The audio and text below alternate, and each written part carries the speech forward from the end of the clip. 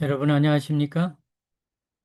마석교회에서 진행하고 있는 후반기 히브리서 연구, 오늘은 다섯 번째 시간으로 제5강을 공부하도록 하겠습니다.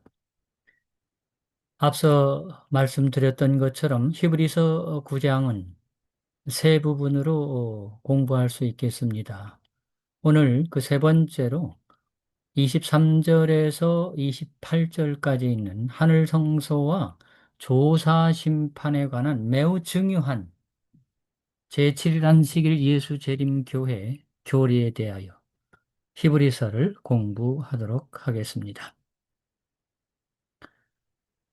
먼저 23절은 하늘 성소의 정결이다. 그러므로 하늘에 있는 것들 하늘 성소입니다. 모형 지상 성소입니다. 이런 것들로서 정결하게 할 필요가 있었으나 하늘에 있는 그것들, 하늘 성소는 이런 것들, 지상 성소보다 더 좋은 제물, 예수 그리스도의 십자가로 말미암아 이루어진 것을 설명하고 있는 것입니다. 책에 있는 말씀들을 살펴보면 사도 바울은 이 구절에서 놀라운 진리, 곧 하늘 성소의 정결에 대해서 말하고 있습니다. 하늘 성소가 왜 정결해져야 하느냐? 지상 성소가 더럽혀졌는데 하늘 성소가 정결해야 한다는 것인데요. 이것은 연결되어 있기 때문에 그렇습니다. 모형과 원형, 지상 성소와 하늘 성소가 연결되어 있다는 것입니다. 지금 상징적으로 더럽혀진 하늘 성소가 정결하게 될 필요에 대해 말하고 있는 것입니다. 그 시기를 다니엘서에 나와 있는 2300주야까지니 그때의 성소가 정결하게 되리라 라는 예언을 통해서 2300주야가 끝나는 때부터 시작되고 있음을 말하고 있는 것입니다. 죄인을 용서하기 위해 하나님은 우리의 모든 죄를 짊어지신다. 다시 말하면 모형인 지상성소에서 죄 문제를 해결하기 위해서 드려졌던 희생제물을 원형이신 하늘성소 예수님께서 이 모든 것들을 한 번에 단번에 다 해결해 주신다는 의미를 설명하고 있는 것입니다. 그러면서 여기에 말하기를 하나님의 성품과 그분의 통치를 상징하는 성소가 상징적으로 더럽혀졌기 때문에 정결하게 할 필요가 있다. 죄 문제를 해결해야 할 상황이 온 것입니다. 죄로 부정해진 지상성소, 모형이죠. 이제는 하늘성소, 원형에도 그 정결할 필요가 있다고 하는 것을 이야기하고 있는 것입니다. 이 네모 박스에 되어 있는 말씀은 지상성소와 하늘성소가 연결되어 있음을 설명하고 있습니다. 여기 중요한 부분, 죄를 전가해야 하는 예식이 있습니다. 의식이 있습니다. 사람의 죄가 희생제물에 전가되는 것입니다. 그래서 그 희생제물이 죽는 것이었습니다. 사실은 죄가 지은 사람이 그 죄로 인해서 죽어야 하는데 그 사람이 살기 위해서는 희생제물을 대표하는 짐승에게로 그 죄를 전가해야 하는 것입니다. 그래서 그 전가된 희생제물의 피가 한 군데 모아지는 것입니다. 그리고 그 모아진 피들을 한 번에 또 정결케 하는 일을 지상성소에서는 진행이 되었던 것입니다. 그 부분을 설명하고 있는 것입니다.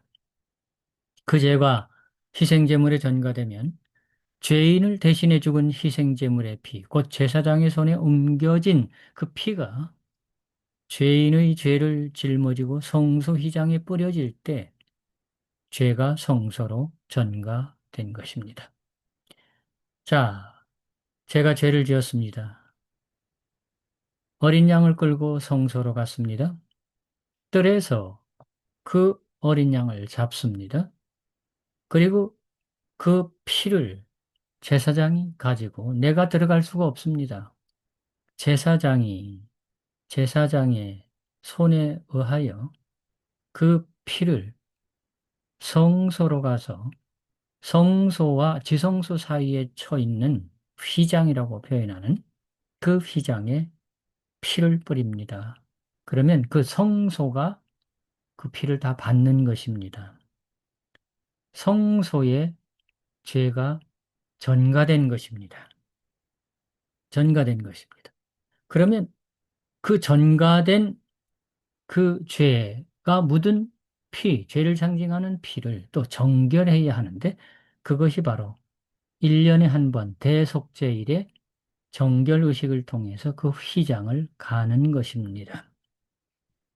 그런 부분을 설명하고 있는 것입니다. 죄인이 희생제물에 죄를 전가시키면 제사장은 그 죄를 상징하는 피를 가지고 성소로 가서 전가된 성소에 전가됨으로 대속죄일에 그 휘장을 가는 의식을 통해서 없이 하는 것이었습니다. 이러한 사실을 현재 우리는 우리의 죄가 희생제물 제사장 성소가 되시는 예수님께로 다 전가시키는 것입니다. 그러면 예수님께서 그 모든 것을 받으시고 짊어지시고 그것을 해결하시는 것입니다. 하늘에는 세 가지 책이 있음을 설명하고 있습니다. 생명책, 우리의 구원받을 사람들의 이름이 기록된 기념책, 우리의 선행이 기록된 죄의 책, 모든 사람들의 죄가 기록된 죄의 책이 있습니다. 그 죄의 책에 기록된 죄가 제거되고 도말되어야 하는 것인데 그것은 하늘 성소에서 이루어지는 예수님의 중보 사업을 통해서 이루어지는 것입니다. 바로 그러한 것이 일어나는 때가 재림전, 예수님께서 이 땅에 오시기 전 조사 심판을 통해서 이루어진다고 하는 것을 설명하고 있는 것입니다. 그렇기 때문에 예수님이 재림하시기 전에 이 모든 일을 조사하는 조사 심판이 진행되어져야 한다는 것입니다. 하늘에 있는 것들의 모형, 지상성소의 대속죄일에 대제사장이 그 대속죄일에 정결의식을 하였던 것처럼 하늘성소에서도 이 일을 위하여 지성소로 들어가야 하는 상황이 열리게 되는 것입니다. 그리하여 다니엘서에 예언된 2300주야의 끝인 하늘성소의 정결은 1844년 10월 22일부터 시작이 되었는데 그때에 살던 재림교인들은 예수님께서 이 땅에 재림하실 것으로 믿었던 그래서 재림운동이 펼쳐졌었던 것인데 그것은 착오였습니다. 해석의 차이였습니다. 예수님께서 성소에서 나와서 이 땅으로 오실 것으로 생각했는데 사실은 예수님께서 성소에서 지성소로 들어가시는 마지막 봉사인 심판의 봉사를 해야 한다는 상황을 실망하고 난 이후에 깨닫게 되었던 것이지요. 어떻든 지상성소에서는 7월 10일 대속죄일 하루 동안에 이 모든 일들이 진행이 되었는데 현재 우리가 살아가는 지금 이 시간이 예수님께서 지성소에 들어가 계시는 중보사업의 기간인 대속죄일 기간에 우리가 살고 있는 것입니다. 대속죄일의 심판에 대한 여러 가지 이야기, 순서들을 이야기하고 있습니다. 대속죄일에 이 부정해진 성소를 정결하는 의식들입니다. 첫째로 여호와를 위한 숫염소와 마귀를 상징하는 아사셀을 위한 숫염소가 준비됩니다. 두 마리의 염소죠. 여호와를 위한 숫염소, 마귀를 상징하는 아사셀을 위한 숫염소가 준비되죠.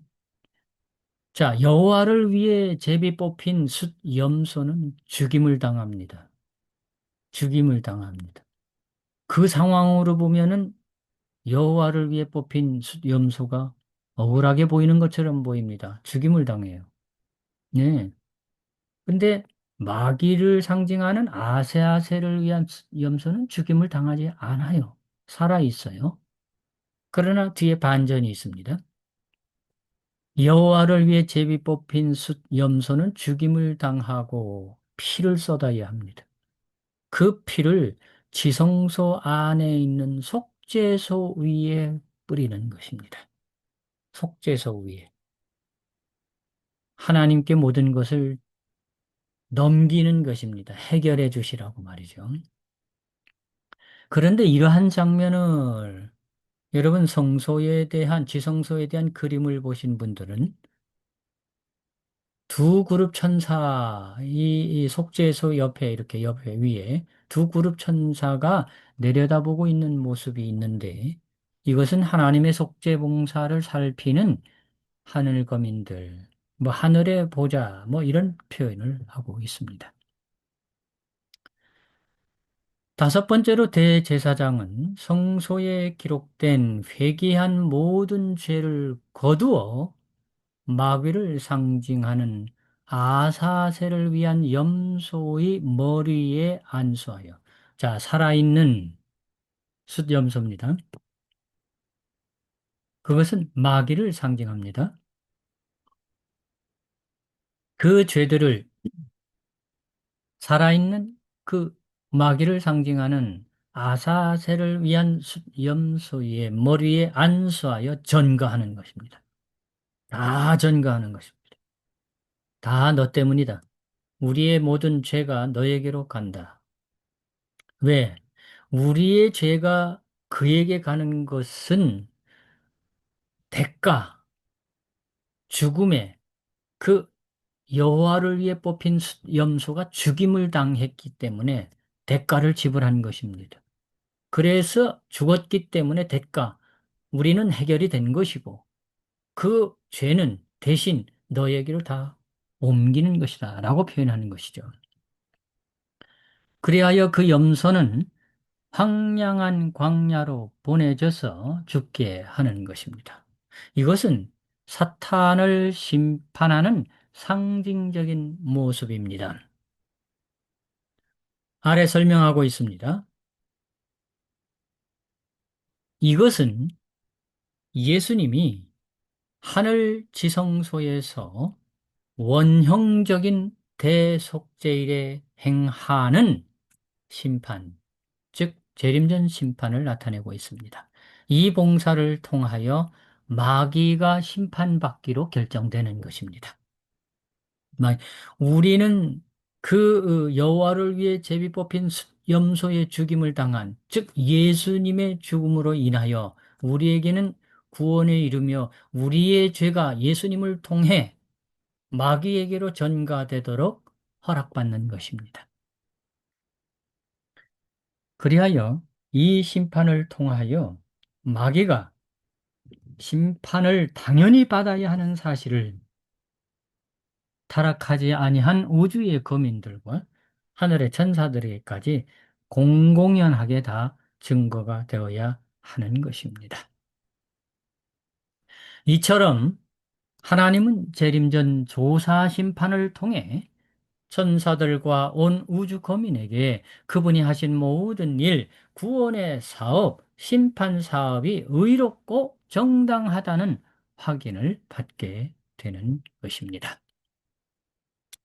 여기 아래 설명되어져 있는 내용들은 대속죄일까지 남아있는 죄의 흔적들이 있지만은 그것을 정결하는 때가 오는 것을 이야기하고 있고 또 죄의 책에 기록된 모든 죄가 도말된다는 이야기와 하늘 성소의 정결, 이 모든 것이 그리스도의 속죄와 중보와 정결을 통해서 이 일들이 2300자의 끝에 이 일이 이루어진다고 하는 것을 설명하고 있습니다. 그리고 예수님께서 하늘 성소에서 하늘 지성소로 들어가시는 때 예수님께서 승천하시고는 하늘 성소, 은혜의 보좌, 하나님의 보좌가 있는 성소로 들어가셔서 우편에 앉으셨는데 1844년 이후에는 하늘 지성소로 들어가셔서 마지막 대속죄, 이 중보 사업을 하고 계심을 설명하고 있습니다. 자, 24절 하늘 성소에 들어가셨다는 얘기를 하고 있습니다. 왜냐하면 그리스도께서는 참것의 그림자인 참것은 하늘 성소요. 그림자는 손으로 만든 이 지상 성소에 이런 얘기를 하고 있습니다. 들어가지 아니하시고 바로 그 하늘에 들어가서 승천하시면서 바로 하늘에 성소로 들어가셨다는 얘기입니다. 그리고 이제 우리를 위하여 하나님 앞에 나타나시고 우리의 중보, 우리를 위해서 하나님 앞에 나타나시고 라고 표현하고 있습니다.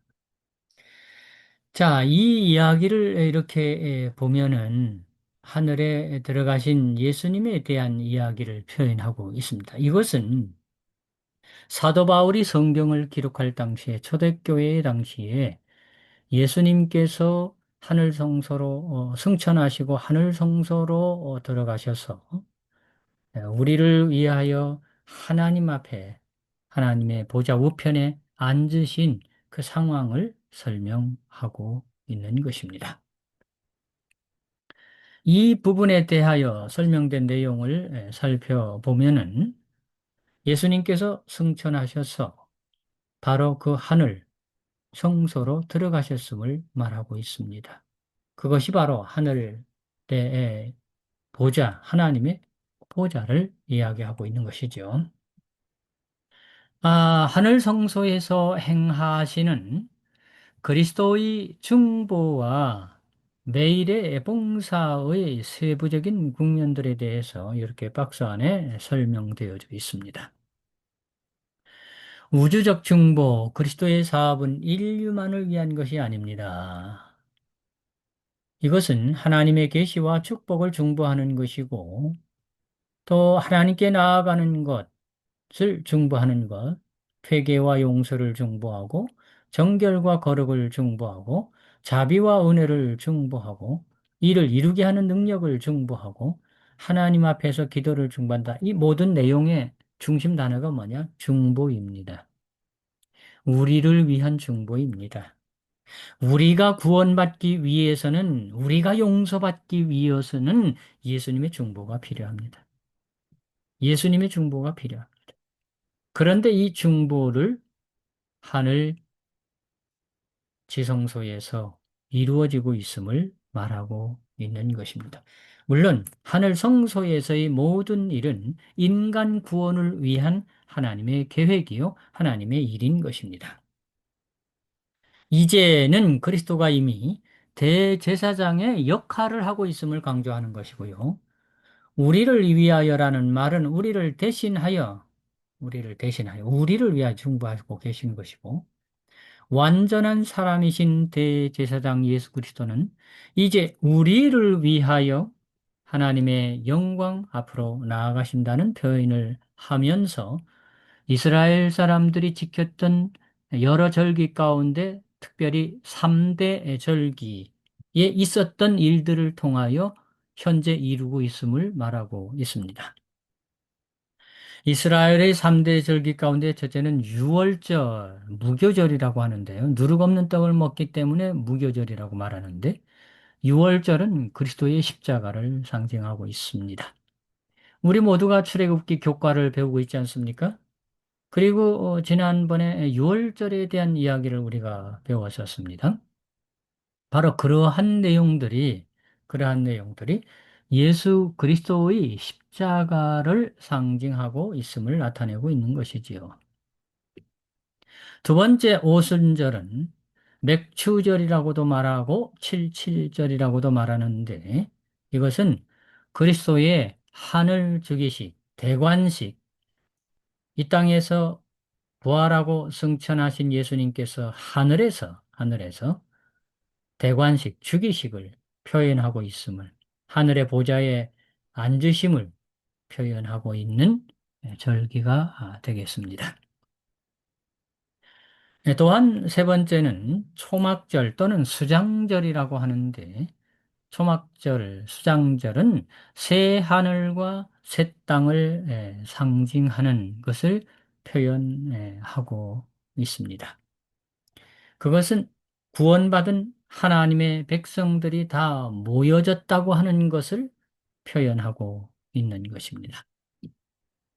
사도 바울이 이곳에서 말하는 하나님 앞이란, 곧 하나님의 면전은 하늘 성소를 뜻하는 것입니다.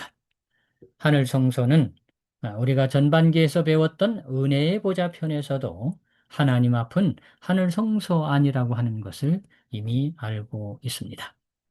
이 모든 내용의 순서를 정리해 보면 예수님께서 십자가를 지시고 돌아가셨습니다. 그러나 부활하시고 하늘로 승천하셔서 하나님의 보좌의 우편, 즉 하늘 성소가 열리면서 그곳에서 대제사장으로서 봉사하시는 모습으로 설명되어지고 있습니다.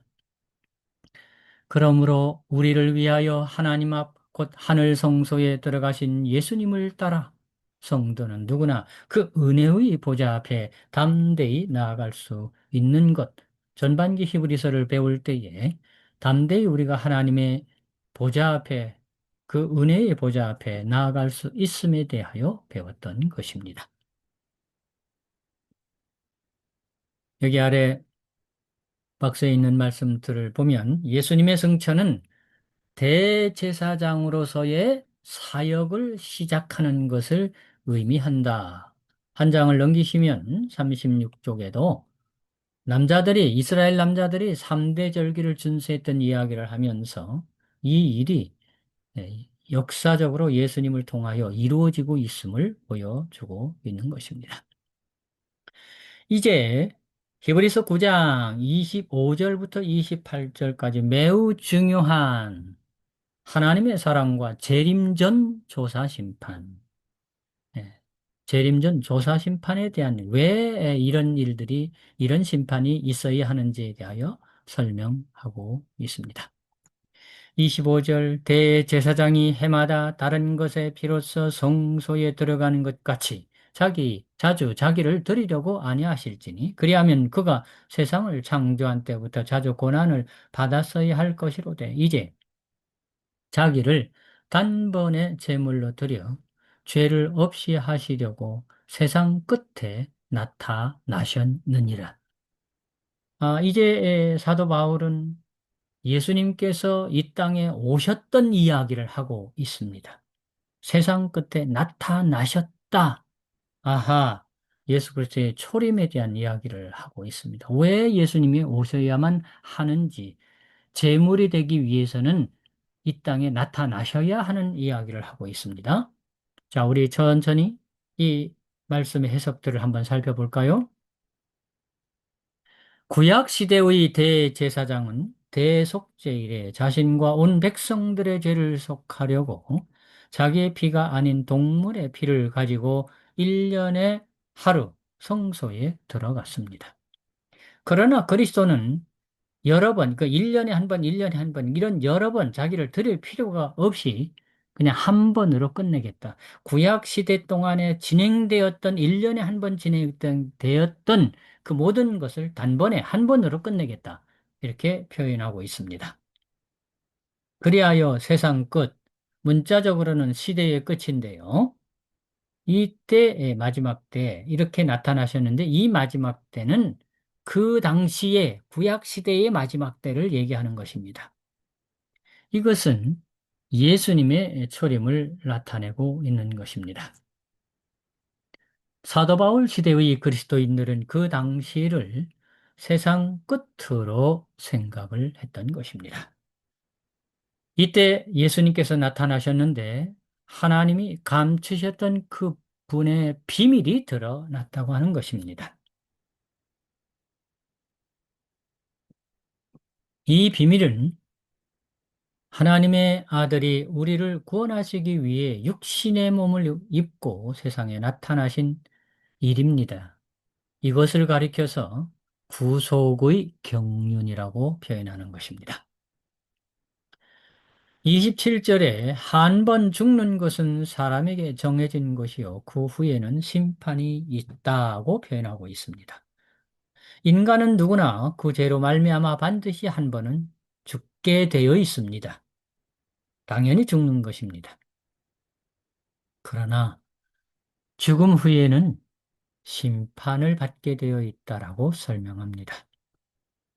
그리하여 사도 바울은 누구에게나 죽음이 분명히 있는 것처럼 하나님의 심판과 그분의 약속도 죽음처럼 반드시 실현된다는 것을 확실히 말하고 있는 것입니다. 28절에 이와 같이 그리스도도 많은 사람의 죄를 담당하기 위해서 이 땅에 오셔야 되니까 그게 초림입니다. 단번에 들이신 바 되셨고 초림에 오셔서 십자가를 지시고 죽으시고 부활하셨죠. 그리고는 구원에 이르게 하기 위하여 죄와 상관없이 자기를 바라는 자들에게 두 번째 나타나시리라. 두 번째 재림을 얘기하고 있습니다. 초림과 재림에 엄격한 차이가 있습니다. 초림은 죄 때문에 왔고 그 죄를 질 수밖에 없었으나 재림은 죄를 완전히 끝내는 그런 상황에서 오시기 때문에 죄와 상관없이 이 땅에 오신다는 것을 설명하고 있습니다. 이와 같이는 그리스도께서 모든 사람처럼 한 번 죽으셨음을 가리킵니다. 그분이 십자가에서 우리를 대신하여 죄의 심판을 받으셨기 때문에 모든 인류가 반드시 한 번은 겪어야 할 죽음의 문제를 해결하셨다고 하는 것입니다. 이 문제를 해결했다고 해서 사람이 안 죽는 것도 아닙니다. 육신은 죽지만, 육신은 죽지만, 이 죄의 죽음의 문제를 해결하면 다시 살아나는, 그래서 그건 죽은 것이 아니다라고 표현하는 것입니다. 죽음 문제를 해결한 것으로 보는 것입니다. 단번에 들이신 바 되셨고는 단번에 성취된 완전한 죄 사함을 의미하는 것입니다. 자, 두 번째는 자기를 열심히 바라는 자들을 구원으로 이끌기 위해 죄를 지지 않고 나타나실 것이라는 뜻입니다. 예수님은 단 한 번 죽으심으로 속죄를 완성하셨습니다. 현재적인 구원, 즉 구원의 시작을 말하고 있습니다. 두 번째로 나타나시는 것은 이미 속죄함을 입고 하나님의 자녀로서 다시 오시는 예수님을 열심히 기다리는 자들을 구원하시기 위함, 즉 미래적인 구원, 구원의 완성을 말하고 있는 것입니다. 예수님의 초림은 구원의 시작, 현재 매일매일 우리가 구원받아 살아가는 구원의 시작을 말한다면 재림은 아직 오시지 않았지만 미래에 오실 그 구원은 완성, 즉 영생에 이르는 영원한 하늘 번향에 이르는 그 영화의 구원을 말하고 있는 것입니다. 38쪽으로 넘어가면 예수님이 초림하실 때는 세상의 죄를 지기 위해 오셨습니다. 그러나 재림하실 때는 그분 자신이 죄와 상관없고 또 속죄하는 것과도 상관없이 의인들을 데리러 오시는 것입니다. 재림을 기다리는 사람들 역시 이미 완전한 속죄를 받아 죄와 상관이 없게 되는 것입니다. 여기 아래 재림교회 성경주석 제13권 565쪽에 초림과 재림에 대한 이야기를 하고 있습니다. 신약 성경에서 재림이라는 표현이 정확하게 나타나는 곳은 바로 이곳뿐이라고 하는 것입니다. 여기 말하고 있는 성경절 말입니다. 두 번째, 확실하게 두 번째 나타나시리라. 여러분 기억하십시오. 히브리서 9장 28절. 히브리서 9장 28절. 두 번째 나타나시리라. 재림이라고 하는 확실한 표현입니다. 나타날 것이다. 나시리라. 미래적인 이야기로 말입니다.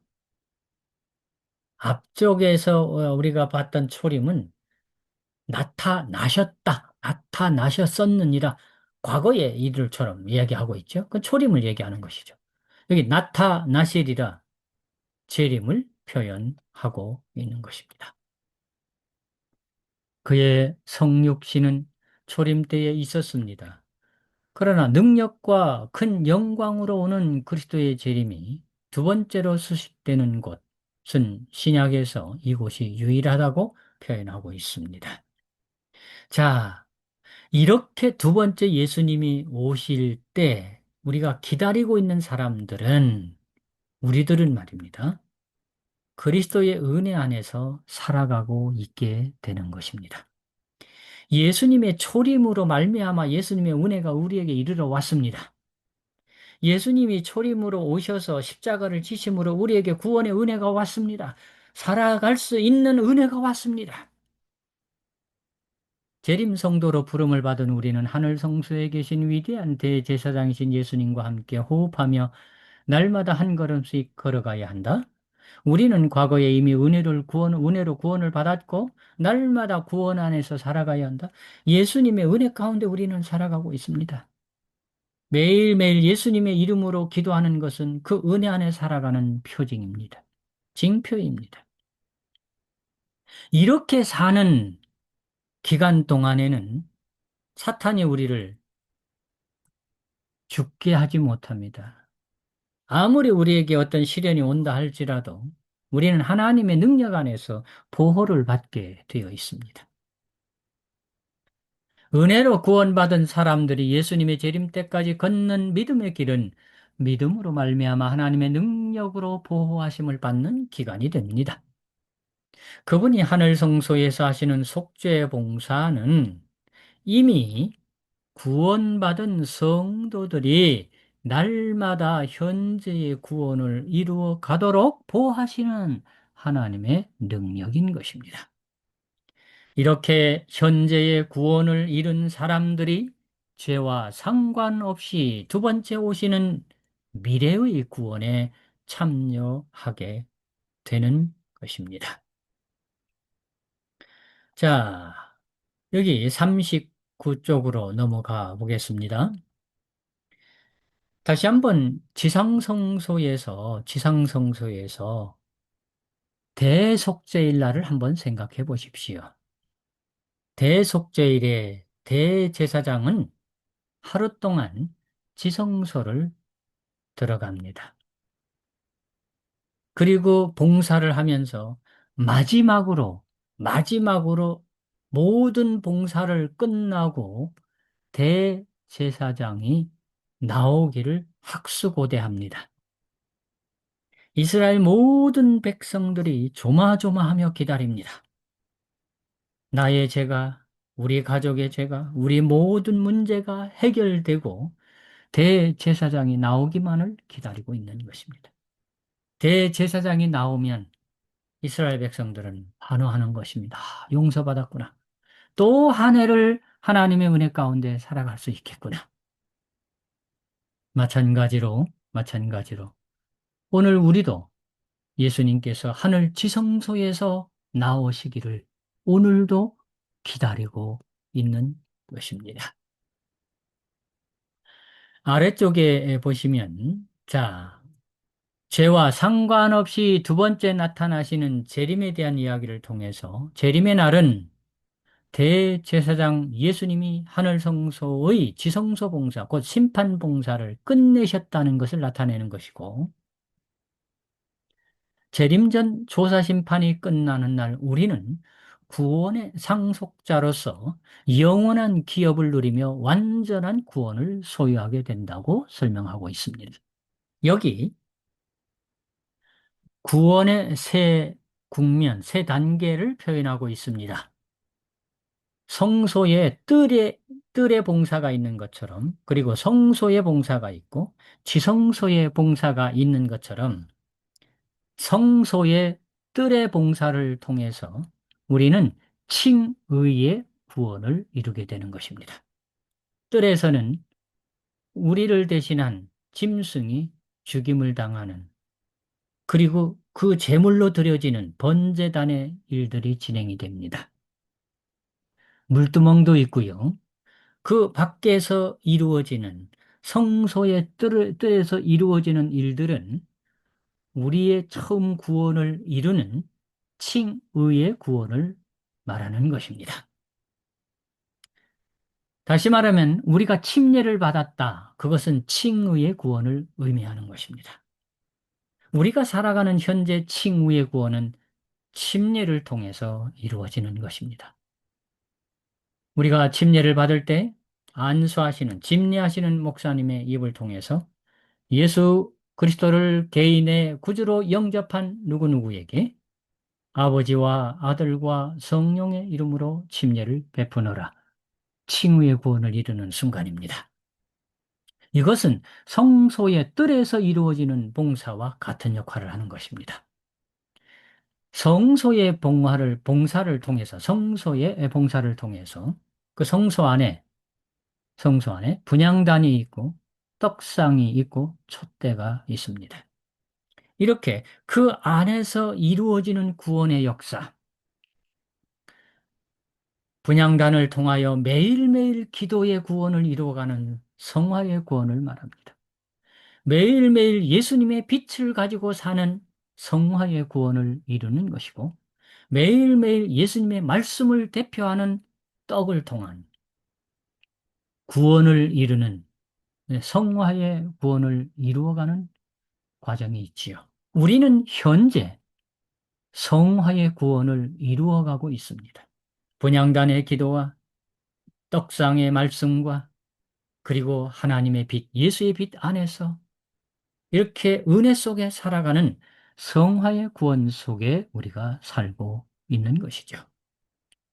예수님 재림하실 때 우리가 구름을 탄다? 영화의 구원에 이르는 것입니다. 다시는 죄와 상관없는 영원한 하늘 본향으로 가는 영화의 구원이 기다리고 있는 것입니다. 우리는 그 구원을 이루어야 하는 것입니다. 이것으로 일단은 히브리서 9장의 전체적인 이야기는 끝나는데, 아래쪽에 보시면 특별히 26절, 27절, 28절을 통해서 특별히 우리에게 주시는 기별이 있습니다. 여기 보면 26절, 27절, 28절을 교차 대꾸법적, 대칭적인 관계로 설명하고 있다는 것입니다. 26절은 초림을, 그리고 28절은 재림을, 그 사이 27절에서 초림과 재림 사이 재림 전 조사 심판이 있음에 대하여 설명하고 있습니다. 자, 여러분 교재 40쪽으로 보시겠습니다. 넘어가시면 교차 대꾸법은 보통 중요한 것, 곧 핵심을 가운데 배치합니다.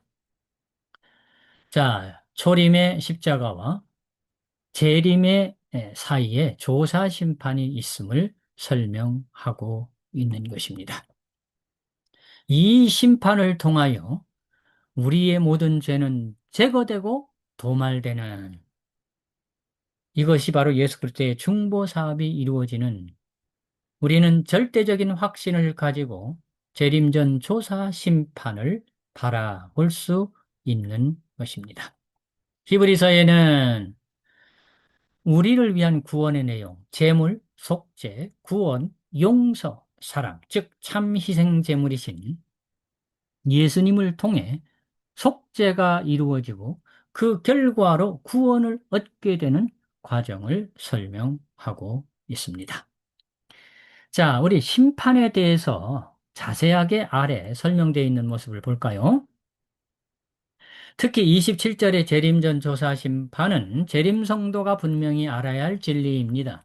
재림교의 석학인 이르지 모스칼라 박사는 하나님의 우주적 심판을 일곱 국면으로 나누고 있습니다. 첫 번째는 우주적 심판의 첫 번째는 십자가 전 구약시대의 심판을 말합니다.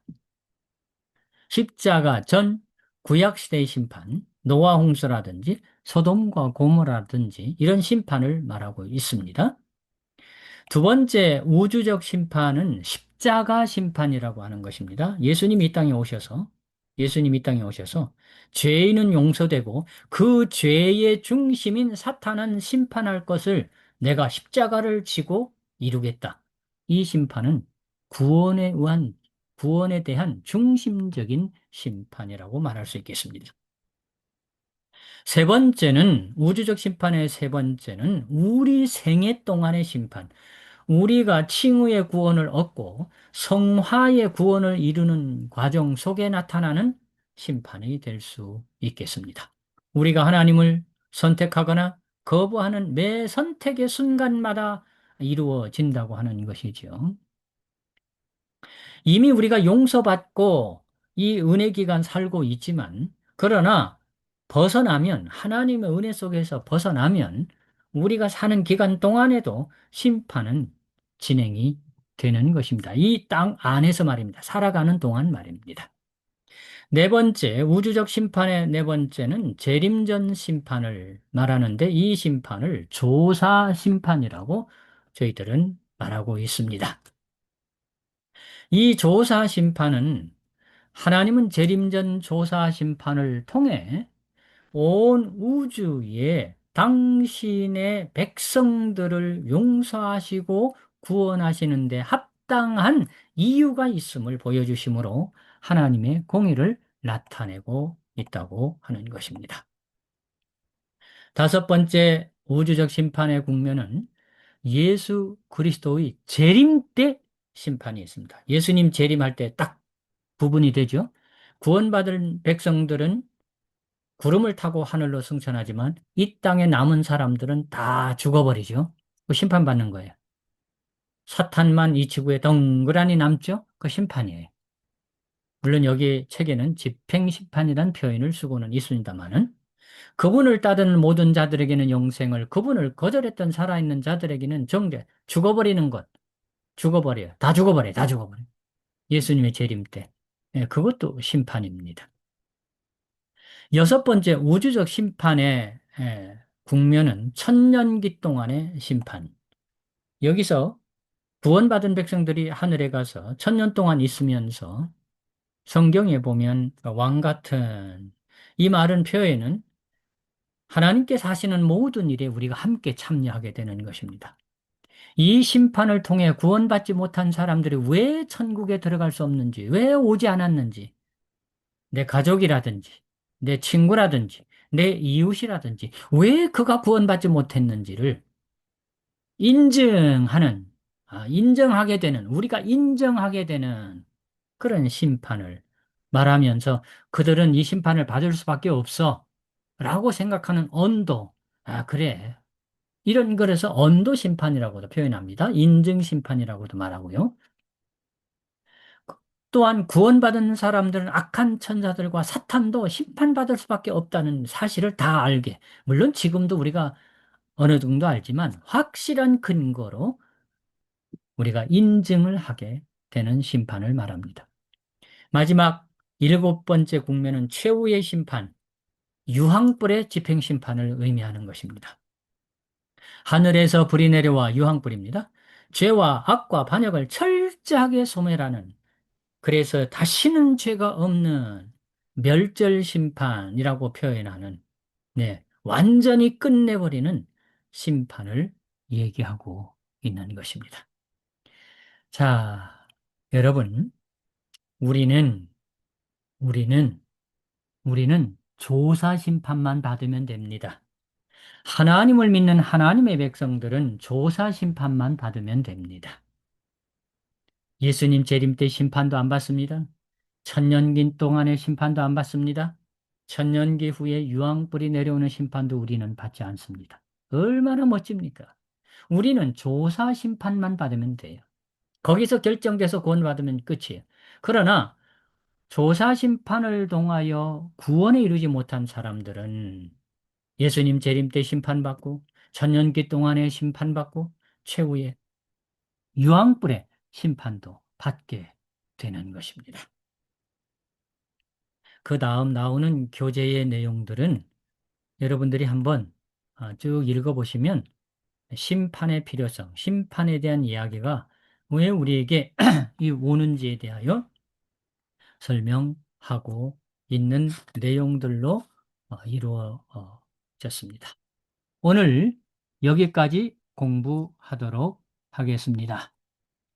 감사합니다.